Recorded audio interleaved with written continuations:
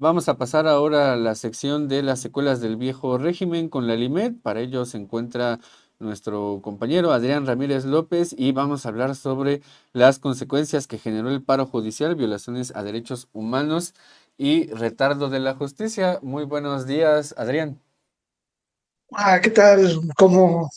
¿Cómo estás, Aníbal? ¿Cómo están amigos de Contralínea? Gracias a los que hacen lo posible a través de los controles técnicos esta transmisión. Y quisiera, bueno, vamos a tomar este tema tan importante enlazando dos contextos. Uno es el día 9 de diciembre, el Día Internacional contra la Corrupción, y el día 10 de diciembre, el Día Internacional de los Derechos Humanos. Y aquí hablaríamos de moral y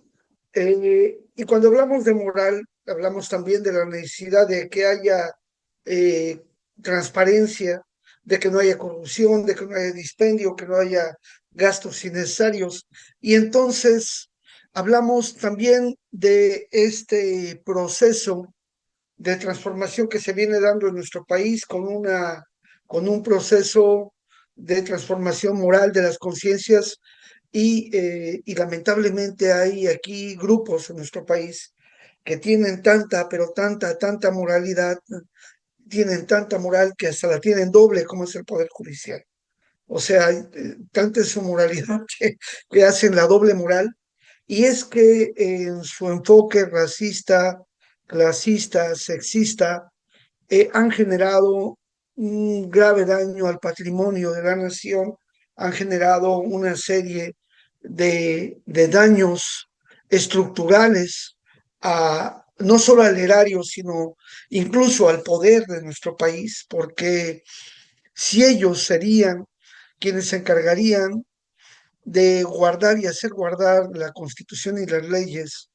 pues lo han hecho demasiado bien. O sea, tanto que las guardan y no las ocupan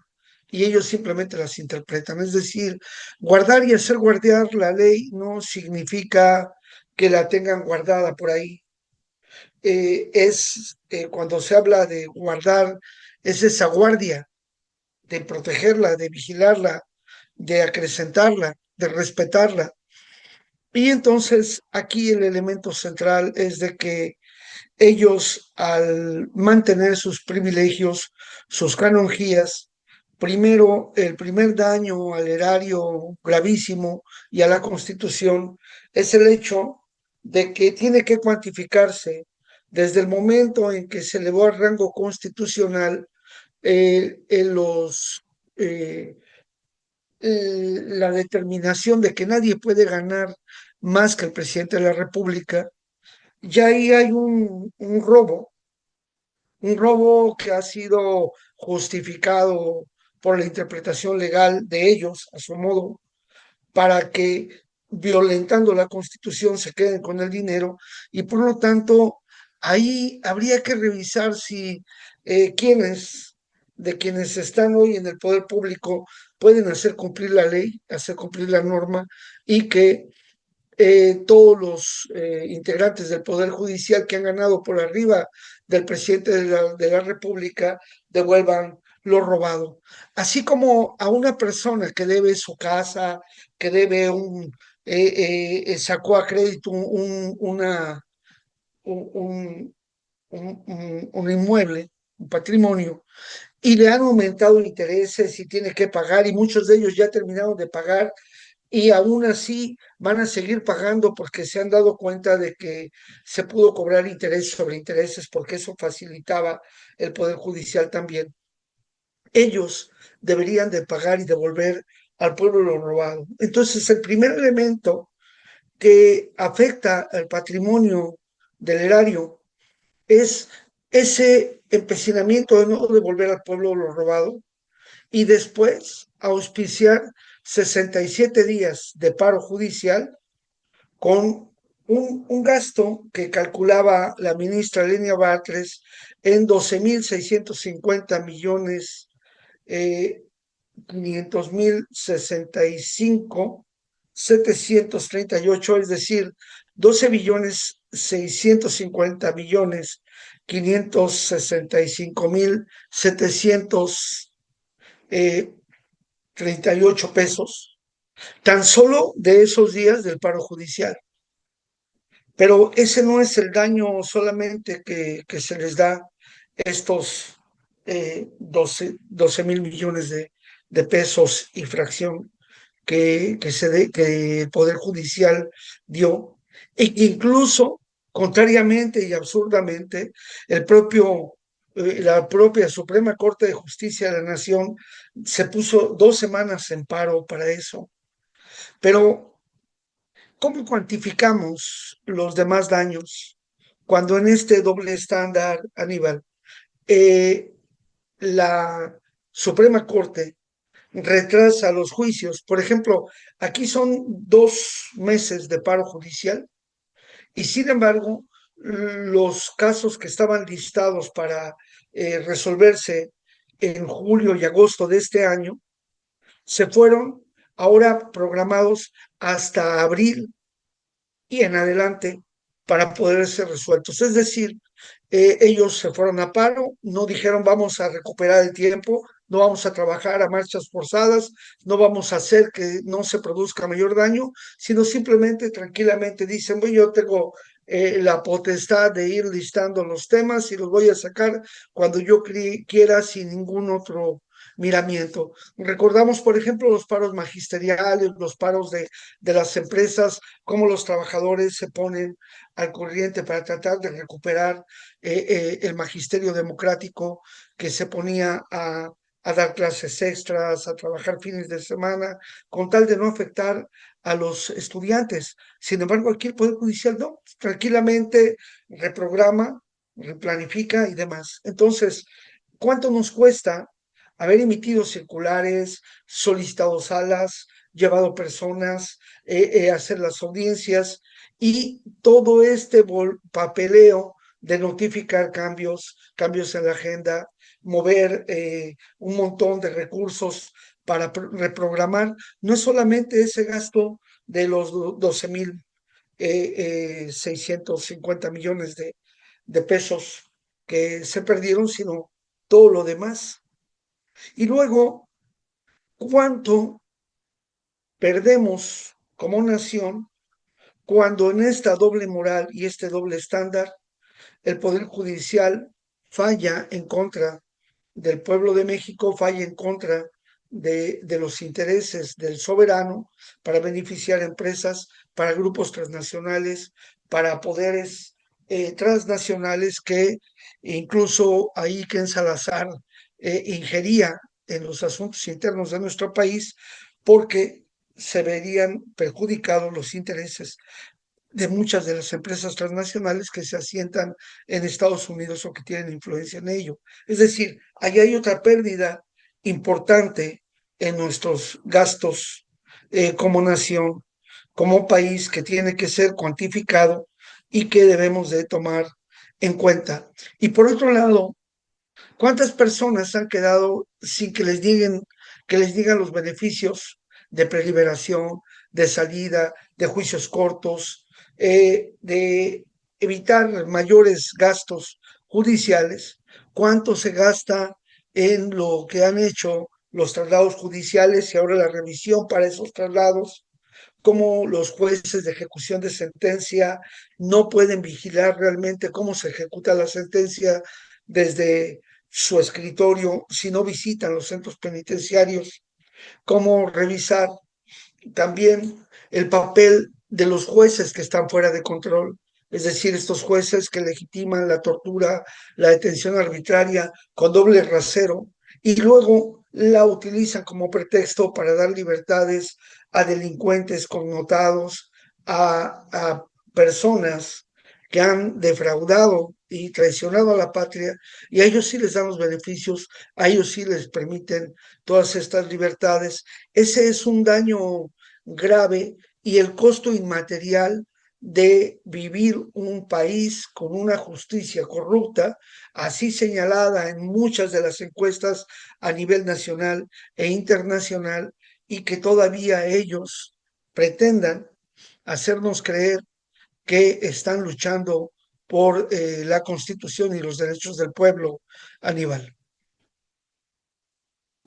Así es, Adrián, este tema digamos, de la cifra que das, los 12.650 millones, pues es menos, pero está cerquita, digámoslo así, de este presupuesto que le recortaron al INE, digamos, lo digo para que la gente y la audiencia tenga una dimensión, es incluso más que el presupuesto aprobado para el municipio de Zapopan para 2025. O sea, no estamos hablando de cualquier cifra, ¿no? Lo que quiero decir es que fueron daños graves al erario público que se suman a la gran cantidad de daños económicos que hay por parte del Poder Judicial, que ha aprobado una serie de aspectos como esto que aprobaron en octubre a favor de una empresa petrolera de Diabás, una filial de ese Servicios Petroleros, le permitieron que no pagara por derechos de hidrocarburos más de 6 millones de pesos que no van a pagar. Entonces, digamos que también se van sumando este otro tipo de aspectos en contra del erario público y es parte también de las características que tiene el Poder Judicial. Sin embargo, acá, además de esta parte que sí es cuantificable en términos monetarios, tenemos también la otra parte que son las afectaciones ya más en torno al acceso a la justicia, que es esto que nos mencionabas. En el caso digamos, de lo así, desde una perspectiva de los derechos humanos, estas afectaciones que sucedieron a partir de esta reforma del Poder Judicial y particularmente del paro, que hay que recordar fue un paro pagado para los miembros del Poder Judicial, desde la perspectiva de derechos humanos, ¿con qué elementos contamos para entender, digamos, estos retrasos que hubo a partir del paro? Y hemos mencionado ya que hay muchos casos en los que hemos solicitado, por ejemplo, que se dicte sentencia en relación a casos, porque se han retrasado, son años, años, incluso en el caso de Antonio Barragán insistiremos 23 años, en el caso de Manuel Valenzuela Valdés, 23 años sin sentencia, con reposiciones de procedimiento, con recursos, cuando hay violación a garantías constitucionales, cuando hay violaciones graves a los derechos humanos. Ahí tenemos esa gran cantidad de casos tocados por García Luna, por Cárdenas Palomino. Ahí están todos esos casos que fueron construidos a base de montajes mediáticos mediante tortura e inducción de testigos, utilizando esa figura del Ministerio Público para fabricar delitos y que no han sido resueltos y que las personas siguen en prisión. Pero ¿cuánto nos cuesta, insistimos, cada preso que está ahí en las cárceles? ¿Cuánto cuesta cada audiencia que se difiere? Por ejemplo, yo he tenido ratificaciones en materia de protocolo de Estambul de dictámenes periciales y hay una que rompió récord, 16 audiencias postergadas desde el 2018 que presenté el dictamen pericial hasta el 2024 en el que se pudo llevar a cabo esta audiencia. Es decir, artificiosamente el Poder Judicial se satura a sí mismo para justificar su gasto en lugar de resolver de plano las cuestiones, porque cuando hay violaciones a garantías constitucionales, cuando hay violaciones a derechos humanos, no puede ser que los jueces y magistrados utilicen la figura que nosotros le llamamos la ley Pilatos, de decir, bueno, pues yo me lavo las manos y entonces este asunto lo devuelvo al juzgado de origen porque hay irregularidades que deben ser subsanadas y no doy una sentencia libre y plena y llana, sino hago un amparo para efectos de tal manera que le devuelvo al poder de origen, al juzgado de origen, para que él vuelva a dictar una sentencia y simplemente lo que hace es cubrir esas suplicias, pero no puede tomarse en cuenta eso porque le ha hecho ya un daño irreparable a una investigación que ya no se puede reponer, que ya no se puede modificar, porque incluso muchos de los órganos de prueba ya están muertos o no son localizables o es inconducente porque cuando se lleva a cabo la entrevista, pues simplemente ellos dicen, ha pasado tanto tiempo, ya no lo recuerdo, y entonces a quién le pueden digamos, imponer lo imposible. No. Entonces, este artificio de llenarse de casos que debieran ser resueltos en barandilla, que debieran ser resueltos desde el juez de control, donde diría este caso resuélvase, simplemente no ha lugar o tiene una vía de, digamos, de justicia restaurativa que de inmediato se puede resolver y no llegar a llenar de instancias, de apelaciones, de amparo, de recursos de revisión por casos por los cuales la sentencia incluso no ameritaría una detención prolongada, pero en este doble estándar al pueblo sí le niegan el derecho a lo que es la prisión preventiva justificada y le dan prisión preventiva oficiosa o le justifican con cualquier motivo la detención. ¿Y eso qué significa? Prolonga y retrasa la aplicación de la justicia y aunque alguien pueda decir que aunque llegue tarde la justicia llega, no, justicia que llega tarde no es justicia, Aníbal, y todo lo que significa para las familias, los padres, las madres,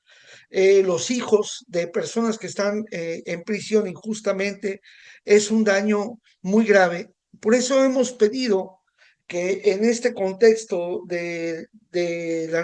las fiestas decembrinas, la natividad y demás, pues llamamos a una Navidad sin presos injustamente, pero no hay posibilidad porque el Poder Judicial, de aquí hasta que pueda cambiar, mantendrá ese componente clasista y racista, y lo malo es que seguirá beneficiando a los poderosos y esto en detrimento del patrimonio de nuestro país, no solamente a nivel económico, sino el desgaste en las instituciones, el daño a las instituciones hace que no tengamos esta percepción democrática de estos jueces para la democracia que tanto hacen falta en nuestro país, Aníbal. En términos generales, estas cuestiones que nos estás comentando, Adrián, pues reflejan mucho el por qué había esta necesidad de transformar al Poder Judicial, de realmente democratizarlo, no solamente por el ejercicio del voto, sino también porque la misma institución necesita transformación. No puede ser posible que este tipo de casos como el que nos cuentas, pues sigan existiendo en el sistema judicial mexicano, ¿no? Incluso las otras ocasiones también nos has comentado de aquellos casos en donde no se sabe, la persona que está en la situación de cárcel no sabe por qué delito se le está juzgando, ¿no? Que eso también, digamos, es parte de esta expresión de cómo se lleva a cabo la justicia en este país. Adrián, pedirte un comentario final al respecto.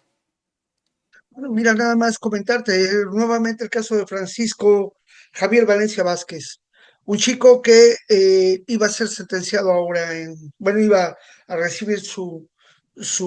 sentencia de amparo en julio de este año, se va hasta abril del próximo año, él debiera estar libre, él no justifica nada el que estuviera en prisión, simplemente el diseño de las normas que lo afectan. Ahí está la salida de prisión del mismo Francisco Javier de la Cruz Mejía, que después de 17 años sale libre, absuelto, no tiene papeles, no tiene trabajo, está enfermo, está dañado. Ahí tenemos el caso de Jessica Vázquez Fonseca y de su hermano José de Jesús, que salieron libres, absueltos, víctimas de tortura y que todavía no se lleva a cabo la reparación de daños. Es necesario que cambie todo este modelo y ahí tenemos que seguir poniendo el acento y agradecemos mucho a todos los que están presentes en Contralínea, que nos ayudan a difundir y a comentar estas situaciones. Y quisiera cerrar nada más diciendo que lamentamos que en el Día Internacional de los Derechos Humanos los conflictos sigan agravándose allá en Siria con esta injerencia del sionismo en Siria, que alentando a los grupos estos de terroristas alimentados por Estados Unidos e Israel, y hoy que son los paladines de la justicia, los rebeldes y que se siguen anexionando territorio, el ataque a Palestina, que no cesa la guerra de la OTAN contra Rusia, que sigue acumulando muertos y desgracias, y mientras el mundo se desangra y necesita la cooperación para el desarrollo. En el Día Internacional de los Derechos Humanos tenemos que reiterar forzosamente lo que también el gobierno de México ha sido empático, y es el hecho de que debe democratizarse las Naciones Unidas, acabar con el derecho de veto y abrir paso para que estas posibilidades de que las controversias entre los países se resuelvan bajo los criterios de la autodeterminación de los pueblos pueda llevar a mejores condiciones. Deploramos mucho también la actitud que va tomando el gobierno por entrar de Donald Trump, que nos manda un halcón como embajador, alguien vinculado a la CIA, al Comando Sur, a las boinas verdes de Estados Unidos, que nos preocupa esa situación y la política que van a tener para nuestra región. Creo que